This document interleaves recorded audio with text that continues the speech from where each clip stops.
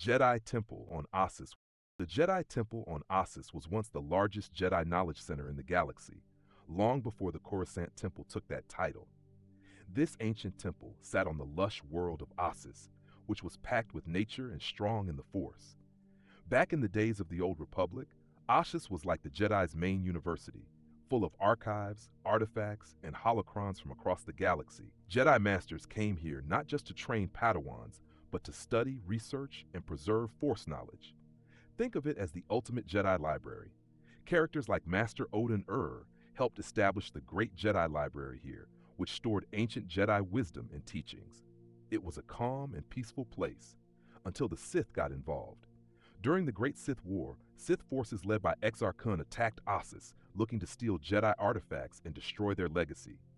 To stop them, the Jedi triggered a massive supernova by messing with a nearby star. It destroyed most of the planet and the temple along with it, but it also stopped the Sith from taking everything. Some ruins of the temple remained, and over time, Jedi like Luke Skywalker returned to Ossus in the expanded universe, now legends, to rebuild. In canon, the temple is still considered one of the oldest and most respected Jedi sites, symbolizing the Order's long history of learning and their never-ending struggle to protect knowledge from the dark side.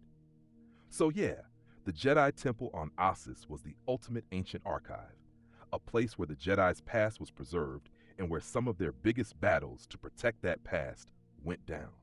Jedi Temple on Coruscant. The Jedi Temple on Coruscant was the main headquarters of the Jedi Order during the days of the Galactic Republic. It sat right in the heart of Galactic City, towering over most buildings and symbolizing the Jedi's role as peacekeepers in the galaxy.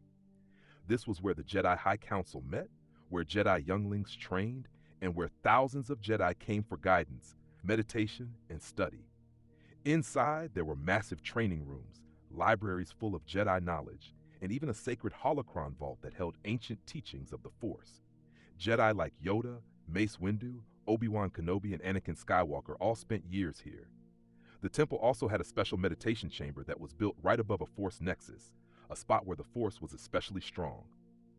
Sadly, the temple became the site of a massacre during Order 66. Anakin, after falling to the dark side and becoming Darth Vader, led a squad of clone troopers to attack the temple and wipe out the Jedi, including the younglings. After the rise of the Empire, the temple was shut down and turned into the Imperial Palace. Palpatine corrupted its powerful Force energy for dark side rituals.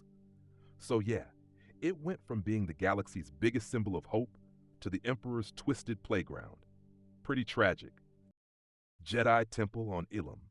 The Jedi Temple on Ilum was built deep inside a frozen mountain on the icy planet Ilum, and it played a huge role in how Jedi built their lightsabers.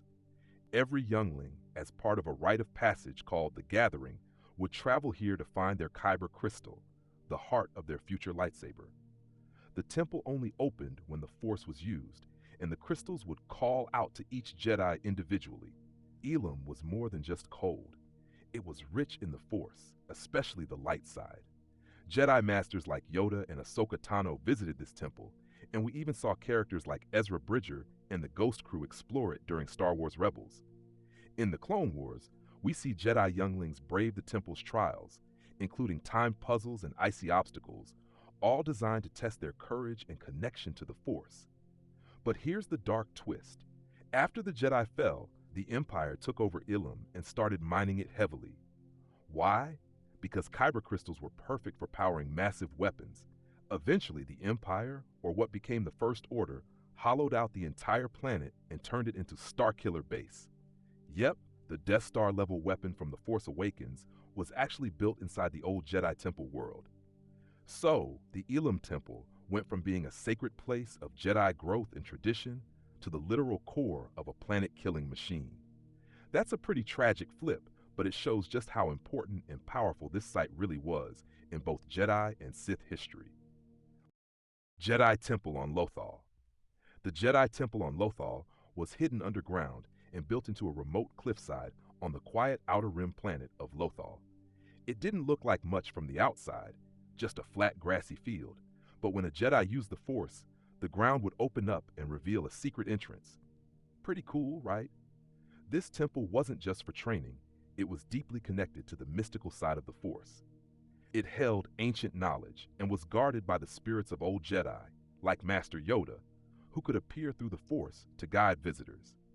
Ezra Bridger, a young Jedi from the Star Wars Rebels series, discovered this temple and used it to grow stronger in the Force. He even communicated with Yoda there and faced intense visions that tested his path. What makes the Lothal Temple super unique is that it had a connection to the world between worlds, a mysterious dimension outside of time and space.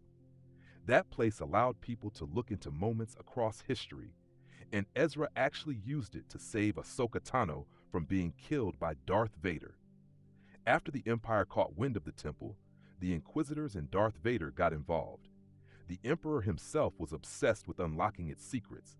Eventually, the temple was destroyed by the Empire to prevent anyone else from accessing its power.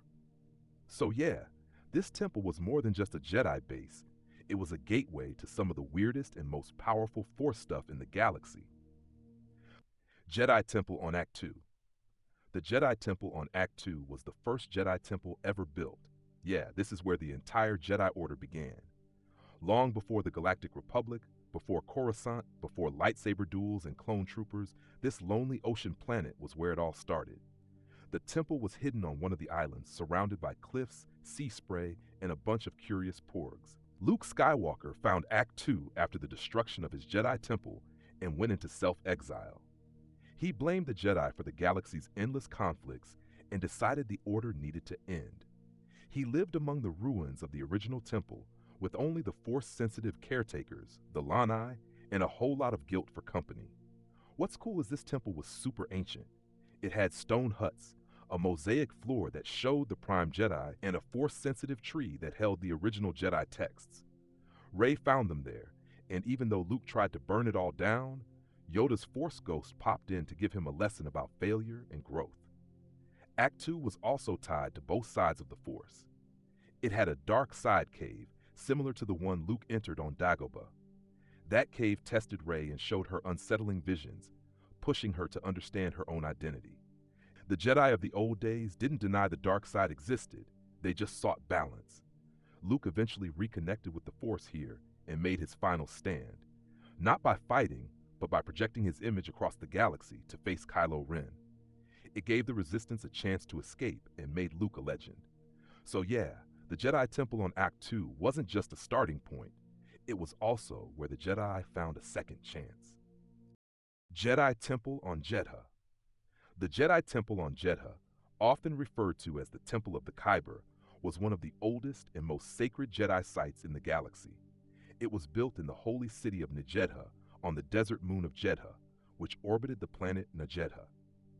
The Jedi didn't just show up here for training, they came for spiritual connection, reflection, and to study the nature of the Force itself. Jedha was important because of its massive deposits of Kyber crystals, the same crystals that power lightsabers. Jedi would often travel here to find the crystal that called to them. Think of it as a kind of Jedi pilgrimage. The whole moon had a strong connection to the Force, and the temple itself was built to honor that. Even after the Jedi Order collapsed, the temple still drew followers of the Force. The Guardians of the Whills, like Chirrut Imwe from Rogue One, protected the temple and the Kyber crystals inside, even though they weren't Jedi themselves. Chirrut believed deeply in the Force, and his presence on Jedha showed how important this place still was. When the Empire came around, they weren't interested in religion, they wanted power. They stripped Jedha of its Kyber crystals to fuel the Death Star. Eventually, the Holy City and the Temple were both obliterated in a single blast from the superweapon, just to test it. That's the same blast that wiped out Saw Gerrera's rebel cell. So yeah, the Jedi Temple on Jedha was a place of deep spiritual importance, brutally destroyed by the Empire in their quest for domination.